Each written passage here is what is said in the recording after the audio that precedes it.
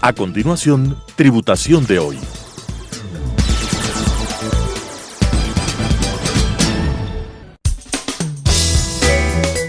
Clasificación A. Apto para todo público.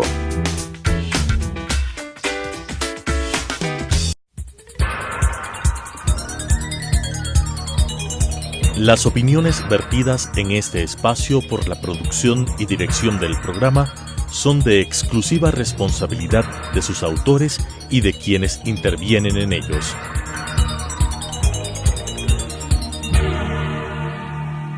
Telesucesos Canal 29 UHF presenta Tributación de hoy, un programa destinado para los ciudadanos en su entorno fiscal para el Ecuador, con la conducción de la doctora Cristina Trujillo. Tributación de hoy.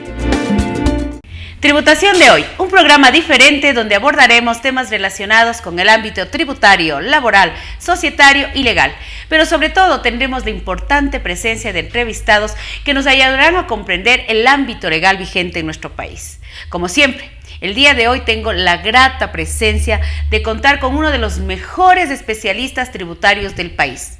Me grato de ser tu amiga, mi estimado Gabriel. Conozco de tu experiencia, sobre todo en el ámbito tributario, y quisiéramos comenzar primero felicitarte por todas las acciones que tú has venido desarrollando y sobre todo a favor, en este caso le digo a nombre de la profesión contable del país. Comencemos hablando de un tema de gran importancia. Quisiera que nos ayudes generando un entendimiento global. ¿Qué traen estas reformas nuevas que se presentaron a la Asamblea, sobre todo en el ámbito tributario?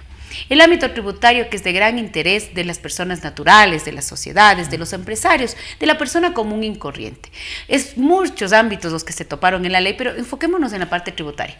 Te vuelvo a reiterar, gracias querido Gabriel por estar el día de hoy en mi programa Tributación de hoy. Muchísimas gracias a ti, Cris, por la invitación, y créeme, el afecto es mutuo. Entrando ya en materia respecto a lo que me consultas. A ver, el proyecto de ley al cual se le ha denominado Ley de Crecimiento Económico, porque en realidad tiene un nombre enorme, entonces todo el mundo le reconoce como Ley de Crecimiento Económico, es un texto bastante amplio e implica reformas no solo en materia tributaria, sino también en materia monetaria, financiera y en el ámbito de la planificación y finanzas públicas. Perfecto. La primera parte trae un grupo de reformas en materia tributaria, además de un régimen de remisión para las deudas que salen con el tema de créditos IS, que se ha convertido en un problema, porque en su momento se abrieron créditos de manera indiscriminada, existieron muchos becados que fueron beneficiarios, hoy en día están acá, aparentemente están sin trabajo y claro, todos los procesos de coactivas les están apremiando de una manera seria, por eso viene este régimen de remisión. Y en esa parte solamente una cosa que es muy importante en el tema de los créditos IS y que, como tú les dices, muchos de estos becarios, de estas personas que tomaron estos créditos, el poder luego ingresar al ámbito laboral es complicado y si entras ya con una deuda e intereses mucho más. Porque tendrías, como yo siempre digo, comenzar trabajando ya con un pasivo a tus hombros. Esa parte lo veo muy positivo, ¿no? Pero ojo, en realidad yo creo que todo corresponde a un mal diseño de la política inicialmente. Okay. Porque el tema de IS no es un tema solo de pocos años atrás. Yo mismo, mi especialización superior en tributación lo hice con crédito IS. ¿Okay? Y nunca antes se nos hubiese ocurrido pues pedir un régimen de remisión del pago de este tipo de deudas.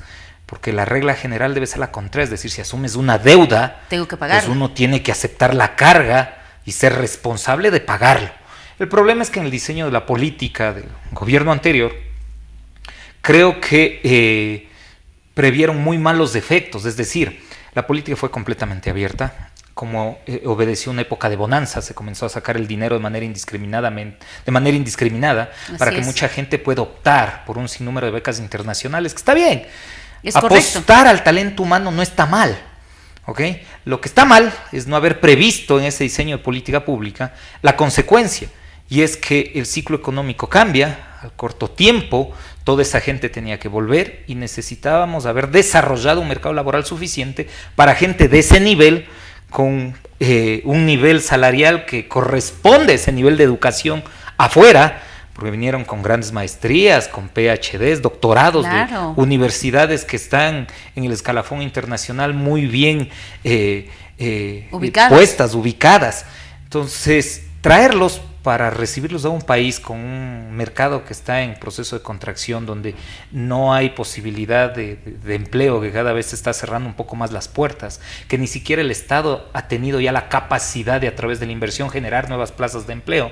Claro, trae consigo el problema de tener un grupo de gente que está muy bien capacitada, que tiene deudas enormes, pero que no tiene capacidad de pago porque no tiene un trabajo, o que el trabajo al que pueden acceder no les da el flujo no necesario, tiene la remuneración que está adecuada con su perfil y que obviamente no les va a permitir pagar un crédito que es enorme, porque obviamente pagar una universidad en el exterior para realizar un doctorado es carísimo, diferente, carísimo. Quizá a la especialización superior que yo tuve y que para mí respondió a pagos con cuotas bastante cómodas, ¿ok? Pero hay lamentablemente un error en cómo se previó esta política, que en esencia no es que sea mala, sino que lamentablemente en ejecución trae este tipo de consecuencias y que en su momento adecuado no fue evaluada de la manera adecuada. Para en el futuro poder... Y por eso las consecuencias se vienen ahondando. Correcto. Porque quizás un tiempo atrás, si hubieran tomado algún tipo de solución, algún tipo de previsión, hubiésemos podido solucionar. Se entiende que es gente capacitada, eventualmente con ayuda del mismo Estado se les pudo haber exigido en su momento que comiencen a generar proyectos para producir. Y eso es justamente lo que te iba a preguntar. O sea, si bien es cierto, la intención fue muy buena, porque qué importante es que nuestros ecuatorianos se capaciten en el exterior, aprovechen todo ese universo de universidades, de sector educativo, y puede traer cosas muy productivas para el país, pero no se pensó en ese pos. Y ahora la consecuencia es que yo tengo una deuda real, y una deuda real que ha generado intereses reales, y que lógicamente una manera de alivianar este proceso de cubrir con esta obligación, que es real, porque estamos hablando que es un crédito y es un crédito real, es esta remisión. En términos generales, ¿cómo funcionaría esta remisión en el tema del proyecto? Es decir, eliminación de los intereses, pago del capital, automáticamente el crédito sea de 1, 10, 4, 5 años atrás. Concluir y se dieran por cerrados los procesos coactivos. Okay. No es una remisión de naturaleza tributaria, es una remisión frente a una obligación que se tiene al Estado. Ergo, la regulación no es tan complicada, ni tiene que asentarse en procedimientos complejos. Sencillamente es cuestión de dar aviso de que estás dentro del periodo fijado por la ley, hacer el pago o solicitar, porque también trae la mecánica facilidades de pago, extender la posibilidad de tener pagos, porque eso no es lo usual en materias que no son tributarias. Correcto. Aunque el COA ya lo introdujo. Así es, para así el es, ámbito clarísimo administrativo, pero trae estas facilidades. El tema es tratar de dar una respuesta a una demanda social que se ha vuelto compleja. ¿Sí? Y que en ciertas maneras también es darles oportunidad a esa persona tan capacitada, porque estamos hablando que son personas que tienen PhDs, doctorados, y que definitivamente el conocimiento adquirido en el Ecuador sería válido para lo que tú dices, no solamente estar a lo mejor en una relación de dependencia, sino error, crear pero es el error crear cuando no proyectos. Se visualiza lo suficiente. La educación generalmente siempre es la respuesta mucho a los problemas. Así es. Yo considero que es así. Pero no basta la educación en línea formal si tú después no estás en capacidad de brindar un entorno a esa gente que está capacitada para hacer uso de las herramientas. Así es. O sea, llenarnos de un país con grandes conocedores, si no tenemos una matriz productiva en cual vertir esos conocimientos, si no tenemos un mercado con estabilidad y confianza para uno poder emprender en base a esos conocimientos, si no hay clientela que quiera contratarte por los conocimientos que tiene, ¿de qué sirven los conocimientos? Entonces aquí lamentablemente hemos tenido una visión algo sesgada. La educación tiene que seguir siendo la apuesta, sí, pero no puede quedarse únicamente en la entrega de diplomas o en la verificación de que un buen número, un gran cúmulo de conocimientos o un gran contenido está en cabeza de nuestros ciudadanos, sino que hay que crear también el entorno adecuado, y el Estado tiene la responsabilidad de darnos las herramientas suficientes como para poder generar prosperidad. Porque si venimos con todos los conocimientos, pero estamos aquí anclados con todos los problemas, es complicado. No hay seguridad, no hay certeza y inestabilidad política. No puede venir acá cualquiera de los grandes emprendedores del mundo, que tampoco pegarían una. Bueno, pero de todas maneras, Gabriel, lo que tú dices es algo muy, muy coherente, muy lógico. No solo pensar en qué voy a hacer ahora después de hacer esta remisión, sino también pensar post-remisión qué voy a hacer con esta gran, hablemos, masa de profesionales que vienen totalmente capacitados y que de alguna manera tienen que encontrar ese marco regulatorio, jurídico, empresarial adecuado. Parte del problema esta ley, porque han calificado de urgente 404 artículos, a más de disposiciones generales, transitorias y reformas. Adicionales, los 404 artículos de las disposiciones transitorias. Claro, tienes 25 más. Estás reformando 22 cuerpos normativos. Wow. Entonces, cuando eso catalogas de urgencia, lo que me estás hablando es de un parche. Entonces, por el mismo entorno de la ley que quieren que se apruebe, se están bloqueando la visión a futuro. O sea, no puede ser que tengamos como urgente todo lo que están hablando. El mismo tema de la remisión, yo no le veo el tema de urgencia más allá de la demanda social que está saliendo a las manos, dicho de otra manera. No le veo la urgencia más que lo que pasamos hace 15 días y la revuelta por la inconformidad que todos los ciudadanos tienen. Entonces simplemente es un mensaje político para tratar de serenar las cosas y lograr que ciertos sectores se vayan inclinando por los supuestos beneficios de la ley, sin hacer un análisis técnico porque se está dando respuesta a ciertas demandas sociales. Ahora, dentro del ámbito tributario, cuando nosotros hablamos del ámbito tributario, que es un tema muy importante, que definitivamente tanto el sector empresarial, las personas naturales, tenemos muy claro cuáles son nuestros deberes formales y cuáles son nuestras obligaciones con el país. El tema tributario es importante porque genera un gran flujo de recursos para cumplir con nuestros presupuestos como Estado, como tal. Quisiera que vayamos mencionando cuáles son los puntos principales, porque muchas de las gentes que nos está viendo hoy día, nuestros televidentes en casa, habla que hay una reforma tributaria, pero esta reforma tributaria, ¿cuáles serían los puntos principales? Si quisiéramos ponerle del 1 al 5, comenzamos, por ejemplo, se me ocurre, eliminación del anticipo que todo el mundo habla. Hay reformas tributarias, pero ojo, no va a alcanzar el tiempo para tratar todas. No, pero vamos viendo las más importantes. Entonces hay algunitas que llaman la atención porque también están en esta lógica de responder a demandas sociales. El tema del anticipo de impuesto a la renta hace mucho tiempo que se viene discutiendo. Así es. Y está bien que se haga un planteamiento para la eliminación. Más que por el mecanismo de pago anticipado, es por la configuración que tenía, porque en realidad ahí tenías un impuesto vedado. Ahí pagabas un impuesto a la renta mínimo. Es decir, pagabas un impuesto a la renta sin generar renta. Que con la última reforma tributaria ya se eliminó. Estaba vinculado, sí, pero era parte de toda la discusión. Entonces ya se eliminó eso, entonces quedó el tema simplemente de anticipar pagos. Entonces hay que entender para qué diablos funciona un mecanismo de anticipación de un pago de impuesto a la renta. Y la respuesta es obtener liquidez, es decir, el Estado obtiene liquidez y eso ayuda para el sostenimiento del gasto público. Correcto. Ese es el objetivo fundamental de todo anticipo. Los pecados que tenía esta discusión del anticipo en origen, que era el tema de gravar finalmente patrimonio, activos, pasivos, etcétera, y generar un nuevo impuesto mínimo, más allá de si generas o no renta, como tú lo indicas, con la reforma parecía que estaba superado. En la última reforma que se dio el año pasado. Y se mantenía el esquema de sostener la liquidez del Estado. Ahora la propuesta es alimentar la liquidez del sector productivo, que dice no tener liquidez por tener que pagar esos impuestos al Estado, pero nadie ha hablado del costo para el Estado. Es decir, está bien y está muy bien que se trate de alimentar la liquidez del sector productivo.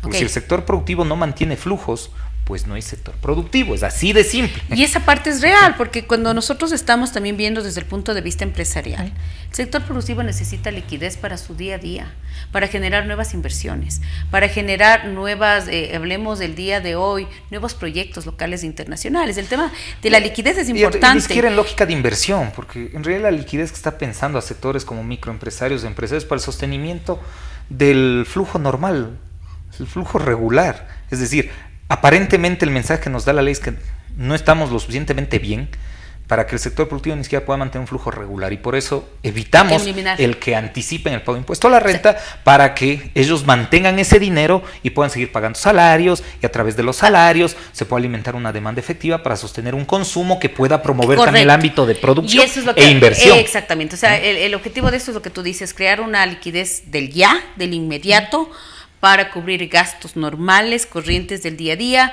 generar este entorno de productividad y en cierta manera comenzar a que comience a armonizarse, a dinamizarse la economía como tal. A tratar de empujar el ciclo económico. Está bien.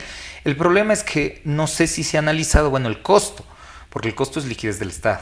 Correcto. Y el Estado también tiene que asumir y mantener su flujo frente a su gasto. Perfecto. Y obviamente el gasto del Estado es enorme. Aquí una pregunta, Gabriel. En la reforma nos dice que el anticipo sería eliminado o voluntario para que la gente pague si lo quiere pagar. A ver, ahorita antes de hablar en qué quede, porque recuerda que está discutiendo. Está recién discutiendo. primer debate, segundo debate. Absolutamente. Entonces no quisiera anticipar en qué quede. Ok. Pero la propuesta. la idea de la voluntad política, al menos de lo que percibo, Ajá. porque a veces el texto también está sujeto a esa discusión, es Ok. eliminar. Esa es la intención. Sí, el anticipo. Perfecto. Sí, porque sería aparentemente en la situación actual la mejor manera de garantizar liquidez a cierto sector de la producción, en especial las pymes y las microempresas. O sea, vamos a eliminar, el proyecto está eliminar el anticipo para empresas y personas naturales, es decir, en general. Sí, ahora el tema de empresas, de las personas naturales habría que ver, pues no creo que haya mayor incidencia en realidad en ese sector. Correcto, que establecido. El tema yo creo que es pymes y microempresas. Estableciéndose que tanto en el cuerpo normativo de la ley está claramente definido el anticipo, personas naturales, sí, sociedades. Para tratar de apalancar un poquito más el esquema de la economía, he pensado que no tenemos un gran aparato productivo de megas de empresas. ¿Okay? Porque otro de los retos que tiene el gobierno es tratar de promover precisamente que esa inversión grande venga, que es la atracción de la inversión nacional. Claro, y es el objetivo de todo grande. país. Sí, pero es complicado, porque la única manera de atraer no está en realidad por bajar impuestos, es parte de un mito. Incide, sí. Pero todo el mundo dice, ¿no? Sí, pero es parte del mito. Menos impuestos, mayor productividad, mayor ingresos, atractivo. En vez de irme a Colombia, irme a Perú, vengo acá al Ecuador. No se ve atractivo simplemente por el tema de ingresos, porque cuando tú haces un plan de negocio y lanzas una corrida financiera, parte de tu costo también es el tributario. Entonces el esquema es mucho más simple. El que viene con inversión desde afuera, si tiene reglas claras, pues asume el costo tributario, lo traslada al precio en la medida que el precio sea competitivo, funciona el negocio. Así es. Y esa es la regla general, ¿no? La manera de convencer es a través de la seguridad. Y el Ecuador queda debiendo, porque en esquema de seguridad tienes varias aristas. Primero, seguridad física. Vamos a pasar 12 días en donde no hubo seguridad, es decir, la inconformidad social es tal que en cualquier momento nuevamente se levanta y te suspende 12 días de producción. Pero es la percepción, es lo que ve el inversor. Entonces, ¿cómo ingreso? 2, vivimos en un país donde la seguridad en temas de delincuencia más queda debiendo. O sea, las cárceles acá se han vuelto un punto de organización de delincuencia. Entonces, en lugar de ser un sitio del supuesto hacinamiento y menos aún de esas políticas de reforma de los que entran, en realidad es una escuela para organizarse y desde ahí manejar negocios mucho más grandes de naturaleza ilícita, a través del lavado de activos, a través del narcotráfico. Entonces, eso es lo que asusta a la inversión extranjera. También tienes la seguridad jurídica. Cada año estamos con reformas tributarias, con reformas en materia de incentivos tributarios y de producción. Ahora vienen reformas también en el ámbito financiero y monetario. Si cada cierto tiempo estamos en este juego, cada vez se acortan más los periodos para las remisiones tributarias. Claro. Sin esa seguridad jurídica, ¿qué mensaje le das al inversor? El inversor tiene que lanzar un plan de negocio ubicando metas y objetivos a corto, mediano y largo plazo. Y necesita estabilidad. Si no hay estabilidad, no tengo nada. Y finalmente, ve la estabilidad económica, lo que se llama confianza. ¿Qué confianza en el Ecuador? Si aquí preguntas a cualquier ecuatoriano, ¿estás bien? Y te responde que está mal. Y si preguntas si mañana va a estar mejor, te va a responder que va a estar peor. Y esas son todas las cosas que nosotros tenemos que de alguna manera, tanto el sector empresarial como el tema de las personas naturales, entender de que la estabilidad jurídica es una base fundamental como un punto de partida, porque cualquier inversionista, incluso la persona natural, que hablemos en un negocio pequeño, mediano, grande, lo que busca es ¿qué me va a pasar mañana? Porque yo tengo que hacer una proyección, por lo menos, yo siempre digo, por lo menos de unos 5 años, ese es mi mañana. Ahora, mi estimado Gabriel, otro punto importante de la reforma tributaria. Se habla el tema del ISD, una rebaja del ISD, 2.5 de rebaja del ISD a todos aquellos bienes que se encuentren en el listado del Comité de Política Tributaria. A ver, el ISD, y esto vamos a comprenderlo técnicamente. Perfecto. El ISD es un impuesto regulatorio. Ok. ¿Ya? Es decir, obviamente como todo tributo tiene una finalidad recaudatoria y obviamente va a significar una puerta de ingreso importante para el Estado, y es la idea del tributo, eso no se puede quitar. Pero es un impuesto regulatorio, es decir, también ayuda dentro del esquema de la política económica y además arroja cierta información que es importante. ¿Ya? Cumple además finalidades económicas para tratar de incentivar o desincentivar ciertas prácticas Entre esas, la de evitar que haya fuga de dineros, porque vivimos un sistema dolarizado y los dólares que salen nos cuesta. Y la verdad que eso también es importantísimo. Dejar una base de información enorme respecto de quién saca esos dólares y cómo los saca. Y de dónde vinieron. Y eventualmente poder seguir la trazabilidad para establecer dónde vinieron. Entonces es importante como herramienta para política económica y para esquemas de control. Pero ¿por qué el sector empresarial dice queremos que se elimine totalmente? O sea, porque te significa un costo adicional, porque la verdad es que vives en un entorno de desconfianza en donde no todo el dinero se invierte acá, también inviertes afuera. Correcto, pero de todas maneras el tema del ISD es y será, y mi criterio será que siempre es un tema importante para el tema de nuestro sistema de dolarización. Es un impuesto regulatorio, eso no podemos tapar.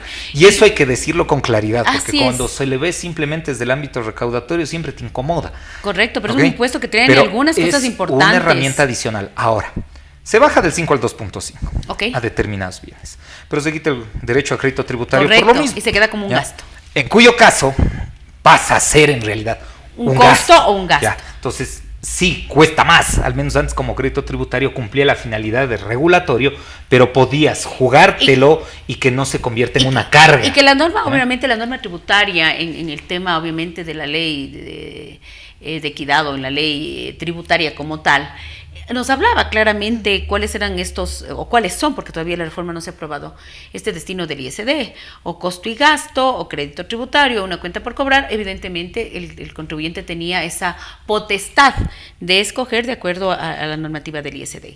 Clarísimo, ahora ya no va a ser un crédito tributario, no te voy a devolver, no te vas a poder compensar con impuesto, con tu impuesto del ejercicio, el impuesto de la renta, no te voy a devolver con una cuenta por cobrar, te bajo el porcentaje, pero esto es un costo real. Claro, entonces es un costo real. Chistoso, así te bajen, pero lo que están diciendo es tienes una carga. Tengo un gasto. Punto, sí es un Tengo gasto. un costo y un gasto real. Tanto se quejaron de que era un costo, etcétera y demás, y se trató de, a través del crédito tributario, darle una mejor forma para mantener esa lógica de herramienta como impuesto regulatorio, pero creo que el mensaje de ese es un costo. Te estorba el costo, entonces es un costo. Es un costo. Eso te pesa. Te bajó la tarifa, pero es un costo porque ya no va a tener derecho a una devolución. Te pesa. Es un tema interesante. ¿Eso podría facilitar el tema de control tributario? También. Sí, por supuesto. Punto. Y el mensaje es, no quieres que te cueste, pues no saques. Exacto. Bueno, pero tomemos en cuenta que hay sectores muy importantes que definitivamente dependen de importaciones, de proveedores del exterior, porque como tú mismo dices, no hemos desarrollado un tema amplio de matriz productiva para decir voy a fabricar cierto tipo de productos que en el Ecuador... Pero ese es el mensaje que te está dando el gobierno. Yo no digo que esté bien, lo que es el mensaje que del gobierno. Pero de todas maneras, este es un impuesto, y coincido contigo en la parte fiscal, como tributaristas que somos, que es un impuesto regulatorio. Estamos hablando, anticipo de impuesto a la renta, eliminación. Una rebaja de la tarifa del ISD, pero eliminando el concepto de crédito tributario. Luego tenemos un tema interesante sobre los dividendos. Tienes corrección en todo el esquema de depuración de renta para el pago. Y en lo que es dividendos, si antes había exención, ahora se paga. Exactamente, porque teníamos algunos temas interesantes de nuestra normativa tributaria vigente relacionadas con el famoso artículo 8 de ingresos de fuente ecuatoriana y el 9 de ingresos exentos, cuáles dividendos eran exentos, cuáles dividendos eran grabados, y hoy día dicen vamos a grabar a los dividendos que se paguen a sociedades en el exterior. Es decir, que eso obviamente no estaba grabado. Se estaba grabado con ciertas condiciones que tenías que cumplir. Paraísos fiscales, etcétera, que también vinieron de y luego un el grupo beneficiario de reformas, efectivo, persona natural residente en el Ecuador. Está, pero hoy me dices, dividendo distribuido, accionistas en el exterior, accionistas no paraísos fiscales y paraísos fiscales, una retención del 35 del 40 distribuido o una del 25 del 40 distribuido, dando una tarifa del 10 y 14. ¿Se ha escuchado de que esto puede no ser atractivo para la inversión extranjera? A ver, va a ser un problema para los que han invertido, porque tienen que volver a recalcular para ver si en realidad hay una tasa de retorno de la inversión, y eso es un problema para los que ya han invertido. ¿Por qué? Porque les estás diciendo que pese a que creyeron en el país en su momento, ahora dadas las dificultades, pues qué pena, no van a obtener el retorno que tenían previsto. Y eso incomoda. Que voy a hacer un retorno de 10 y 14 puntos menos por la retención. Gabriel, un punto importante. Para el que está afuera, regresamos a lo mismo. Si hubiese confianza, si hubiese reglas claras, si pudiesen sacar una corrida financiera en donde pueden tomar en cuenta estos adicionales y aún así garantizarse una tasa de retorno manteniendo precios competitivos, el inversor viene. El último punto. Se nos ha ido el tiempo volando contigo, eres un experto, pero sí quisiera tomar el tema rapidísimo de microempresas y lo quisiera que lo hagamos de una manera muy importante, hablar sobre el tema de la eliminación de la contabilidad en las microempresas. El tiempo se me fue volando, es un tema muy importante. Verás, el tema de microempresas viene a través de un famoso régimen simplificado. Ok. ¿Por qué? Y ahí es, creo yo, solo un mensaje político. Porque un grupo de microempresarios o de aparentes nuevos innovadores o aquellos que quieren hacer pequeñas empresitas que dicen que no pueden porque hay costos, y entre esos costos están los abogados y los contadores. Porque obviamente, como todavía no tienen empresa, no tienen en cuenta la utilidad de las herramientas propias de la generación de empresas. Por supuesto. Entonces, de manera de lo más antojadiza, porque hasta ahora no encuentro un fundamento real, tratan de asimilar este esquema de microempresas con el régimen que ya tenemos para profesionales. Que no tiene nada que ver. Que no tiene nada que ver, porque además la incidencia es completamente diferente. Totalmente, es decir, totalmente. Se tenía que reconocer la estructura al grupo, de negocio es diferente. Exacto, al grupo de profesionales que está haciendo negocio. Pero tú no puedes apalancar el ámbito productivo de un país en el ámbito solo de los profesionales. Tiene que haber empresa, tiene que haber la lógica de unidad productiva. Y pensar en un futuro, que la microempresa... Y esa unidad productiva... El objetivo es que mañana no deje de ser microempresa y venda más. Pues pero la unidad productiva finalmente necesita de técnica contable, porque necesita un registro adecuado para sostener la unidad productiva. Ingresos y egresos no te permite mantener un control de inventarios, no te permite mantener un control de caja, menos una conciliación bancaria. No puedes tener información ni para créditos tributarios, ni para tratar de buscar accionistas, inversionistas, nada. Entonces, ¿qué clase de microempresa va a proyectarse con ingresos sobre pretexto de que me ha ahorrado en el contador? Correcto. Y con eso hago negocio? Si es todo lo contrario, tengo que hacer negocio y necesito de la herramienta contable para proyectar mi negocio. Y excelente. Hay una mala comprensión de lo que en realidad significa el sostener y proyectar a la unidad productiva. Mira, Gabriel, qué interesante todo lo que tú nos has dicho. Realmente tú eres una persona muy experta y comparto contigo en el tema del contador. Siempre tiene que vernos el Estado, el gobierno, los organismos de control, como el contador, como un gran aliado para el crecimiento, como este profesional que siempre está buscando de que la microempresa, la gran empresa, el sector público, el sector privado, podamos ir de la mano, haciendo las cosas de una mejor manera. El contador es un profesional, yo siempre lo digo, importantísimo para cualquier sector. Pero y lo importante mira la ola internacional, es decir, toda la estandarización de normas contables. Totalmente. ¿Sí? Es una ola internacional. Hoy por hoy 130 países a nivel mundial aplicamos NIPS. Aplican NIPS, porque es la manera de reportar a nivel mundial. En un lenguaje común. El mercado es global, ya no hablas del Ecuador, el mercado es global. Entonces debes tener un código para comunicarte que sea el mismo. Entonces todos entramos en la lógica. El Ecuador se demoró, pero finalmente adoptó. Trajo incluso la norma NIS propia precisamente para pymes. En esas pymes ingresan de 0 hasta los límites previstos. Ergo, ahí están las microempresas. Así es. Se ha dado unos pasos brutales para este ejercicio de transparencia, para tratar de competir en el mundo. Y la respuesta ahora es no. De ese grupo, los más chiquitos, quítales contabilidad. ¿Cómo mantienen las normas NIF de pymes? ¿Cómo mantienen reportes transparentes en materia contable? Es una pregunta que hay que hacerle al organismo de control financiero. ¿Cómo va a buscar mercados al exterior si todo el mundo se comunica a través de esas normas contables de estándar a nivel internacional? Mira, Gabriel, qué interesante todo lo que tú nos has dicho. El tiempo se nos ha ido volando, que comprometerte para una nueva edición de Tributación de hoy. Yo reitero todo lo que tú nos has dicho como abogado y conocedor muy de cerca del gremio contable, que definitivamente mi posición siempre será que el contador es el fundamento para la primera toma de decisiones de cualquier empresa, pequeña, grande, sector público, sector privado. Es importante que el organismo de control, que el gobierno nacional siempre tome en cuenta que nosotros somos un gremio muy importante, muy unido y que sobre todo queremos aportar a la transparencia, a la generación de trabajo y que estamos juntos en este tema de sacar al país adelante. Y mira, tú que estás en el esquema de representación gremial internacional, pero hay muchos países donde el gremio de contadores tiene un nivel de influencia en las decisiones de gobierno que es importante. Que nos tomen en cuenta. Porque el contador es un indicador real de ese aparato productivo. Listo. ¿Okay?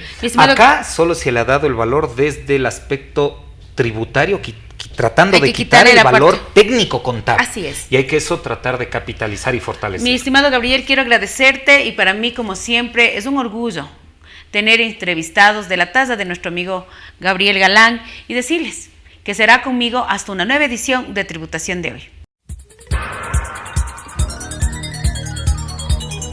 Las opiniones vertidas en este espacio por la producción y dirección del programa son de exclusiva responsabilidad de sus autores y de quienes intervienen en ellos.